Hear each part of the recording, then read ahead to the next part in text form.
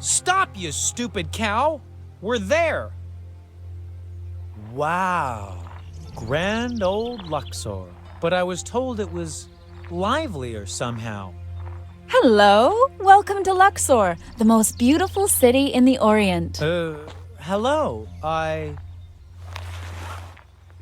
We have a beautiful groom lawn over there, and back there, further sightseeing attractions. Right, but... Oh, it's getting on. Mustache, see you.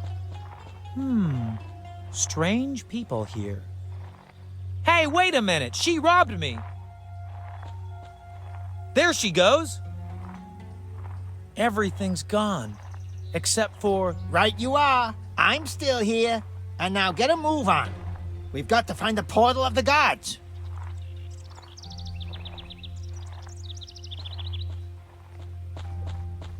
Nobody enters the crime scene before the investigation has been completed. Hold it. So, that's what's going on. What? You're the piece that's missing in my puzzle. The old saying has rung true once again. The perpetrator always returns to the scene of the crime. Perpetrator? If I had my way, I'd take my luxurious spear and run you through straight away for your insolent deed. Unfortunately, it was confiscated. We can't have you hurting children all the time, blah, blah, blah, blah, blah. You can hardly say it's my fault when the brats steal dates. Somebody's got to keep them on the straight and narrow. Well, anyway, that's why I was transferred to indoor duty. Which means that now I can spend my time solving mysterious crimes. The only thing I'm allowed to do now is snuff out people who want to leave the scene of a crime in a hurry. By any chance, do you want to leave the scene of this crime in a hurry?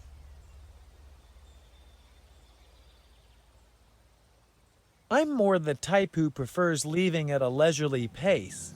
What a shame. Be that as it may, you'd be better off proving your innocence to me quickly before we bring our luxurious methods of torture to bear.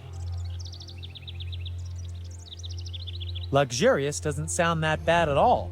That means they come from Luxor, not that they don't hurt people.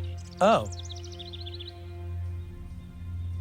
What kind of crime is supposed to have happened here anyway? A tricky case indeed, but I've nearly solved it down to the last detail. Look at that. The poor victim is lying here. An overturned cart is over there. And ha! The key.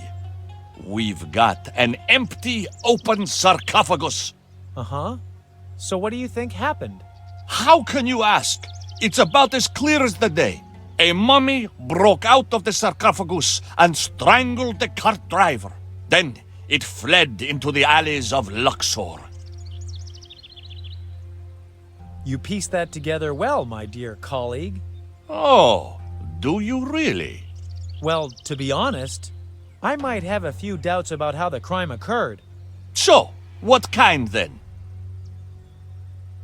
The driver's not dead at all.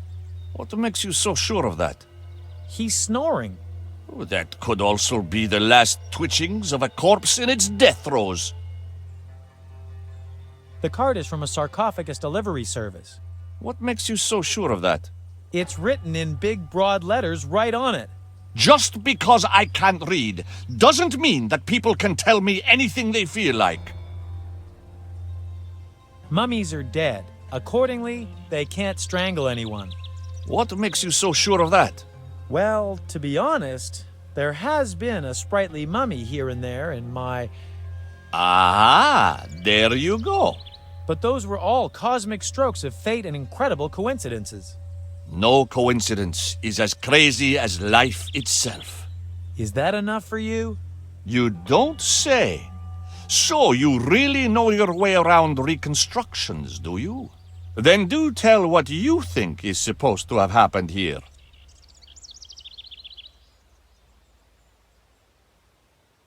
A drunken coffin salesman was distracted by the poster and drove into the obelisk. The cart was wrecked, the salesman landed on the street, and he's still lying there. And the mummy? How do you explain the mummy? There never was a mummy, man. The sarcophagus is brand new. That you know so many details here seems very suspicious to me. I could almost believe that you are the accomplice, the front man, the third man I'm still searching for. I'm going to keep an eye on you. I was robbed, and the thief raced through here. In that case, contact the officers from the robbery squad. Well, anyway, that's why I was transferred to indoor duty. Which means that now I can spend my time solving mysterious crimes. The only thing I'm allowed to do now is snuff out people who want to leave the scene of a crime in a hurry. By any chance... Huh? That was too much for my attention span. What a shame. Be that as it may, you'd be better off. Could it be that you mean... But it's all one and the same. I'm no accomplice. I'm from Cairo. That puts the general suspicion on you, no matter what. What brings you to Luxor in the first place? Me? I'm just a tourist. They're the worst of all. I am dead certain that there was an accomplice. After all, modern sarcophagi can only have been opened from the outside. So, if it wasn't you, then who was it? I don't know who it was. In that case, you're still my main suspect for the accomplice. I don't want to be a bother, but I have to get by. That's impossible. That's the scene of a crime and cannot be disturbed. But that girl just ran by, too. She robbed me.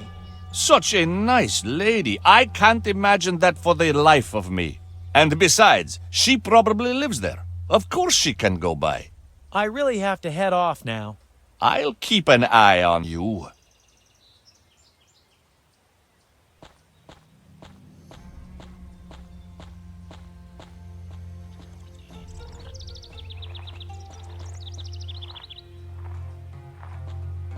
A true fireman's equipment.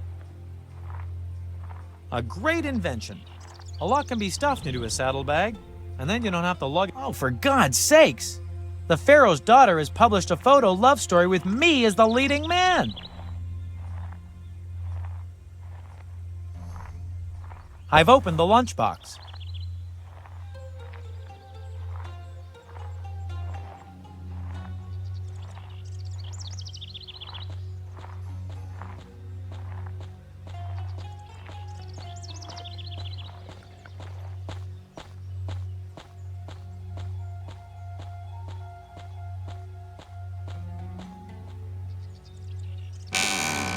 Oh, mon Dieu.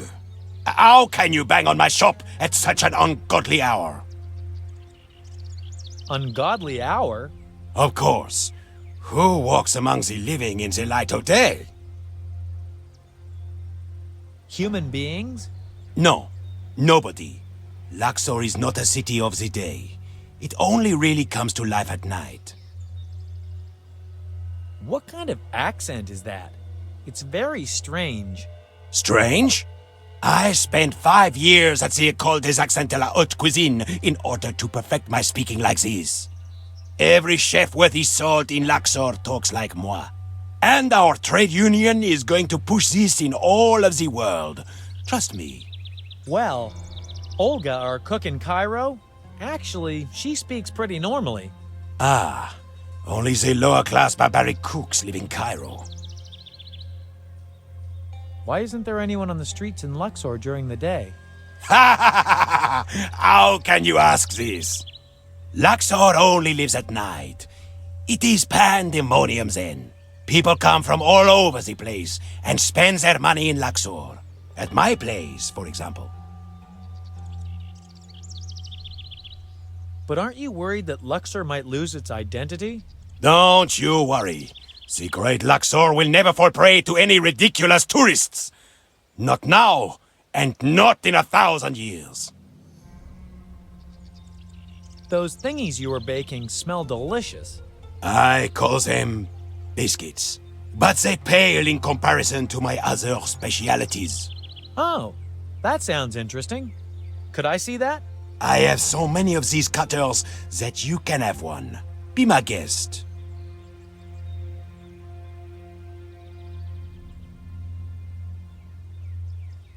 Hands off. No, I'm not taking a closer look at that. Oh, the pest. I presume you are not intending to buy anything this time either, are you?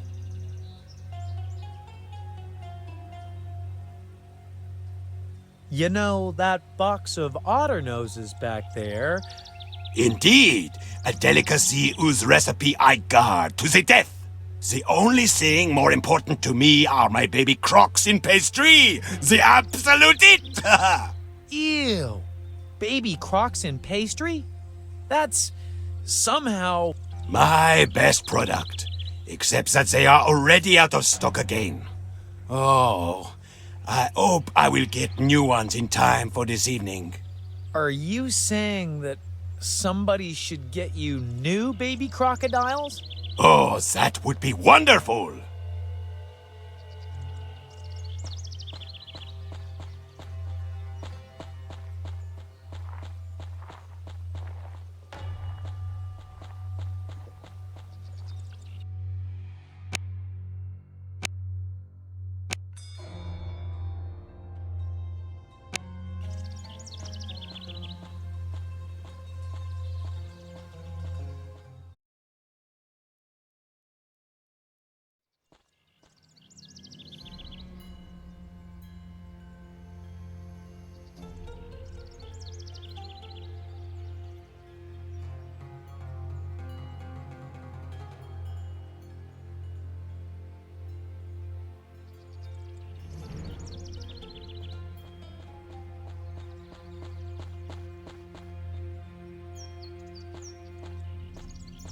There's a crocodile farm hidden behind that wall.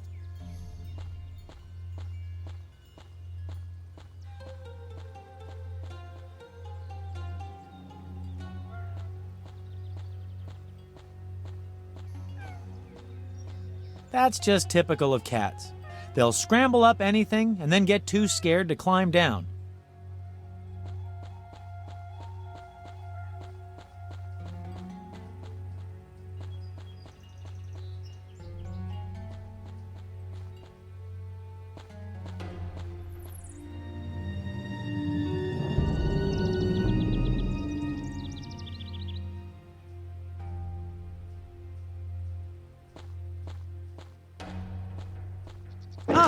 The Camel's Friend. Pointers for Professionals. Issue 2. This month's issue of The Camel's Friend. The series on training camels with a shrill whistle is continued here. The second part of the shrill whistle kit is enclosed in the magazine. In the article it says, apart from the fact that camels react to shrill whistles, it is important to know that commands can be given by different ways of blowing the whistle. A short, hearty whistle, for example, triggers an urge in the camel to immediately head for the next waterhole to drink. Last part of our series in next month's issue.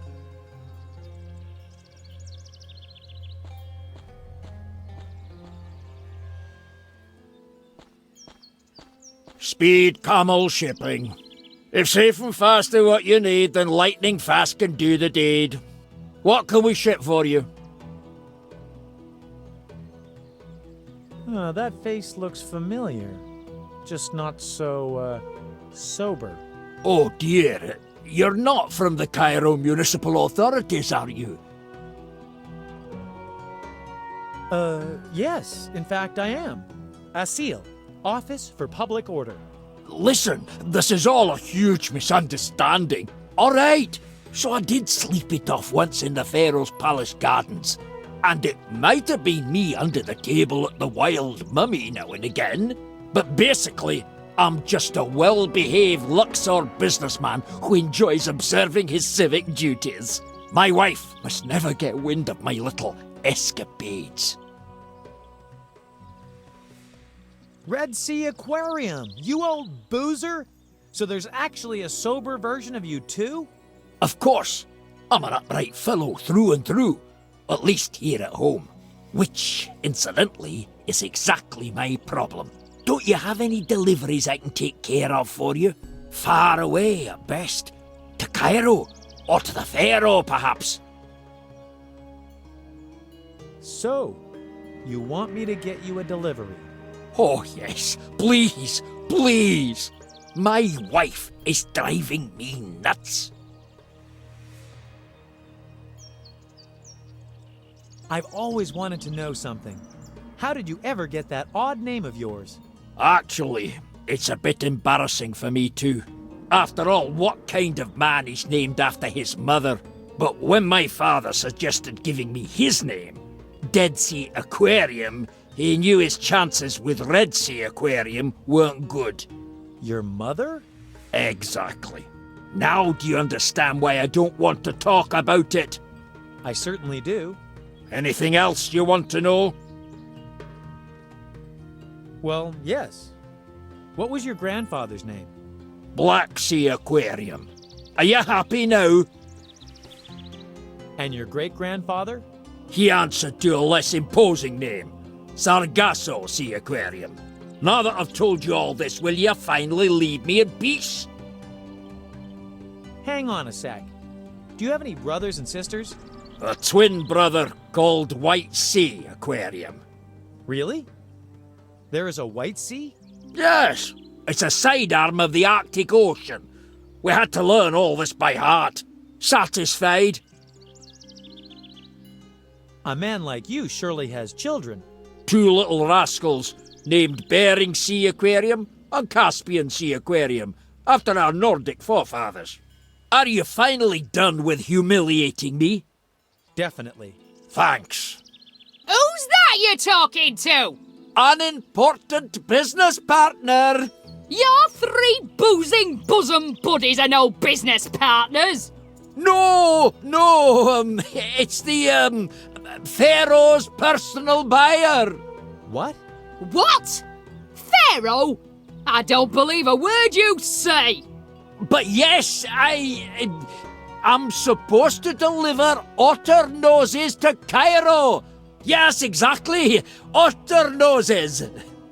Where is the merchandise? The young buyer is going to bring them any minute now. Well, I can't wait to see them. And tell Russell Barr he should wipe his feet first the next time he comes here.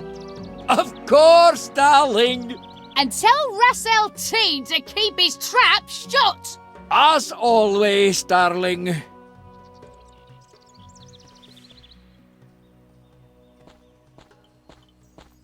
Ah, The Camel's Friend. Pointers for Professionals. Issue 1. Hey, I've detached the left-hand half of the whistle. Hey, I've detached the right-hand half of the whistle. This month's issue of The Camel's Friend. The series on training camels with a shrill whistle is continued here. The second part of the shrill whistle kit is enclosed in the magazine. In the article it says, a short, hearty whistle, for example. Last month's issue of The Camel's Friend. This is the one where a 3-part series on training camels with a shrill whistle begins. The 3 parts of the whistle are enclosed in 3 issues, 1 apiece. It says here, nearly every camel reacts to the sound of a shrill whistle. The whistle must be blown very close to the camel's ear so that the animal reacts to the command as desired. To be continued in the next issue.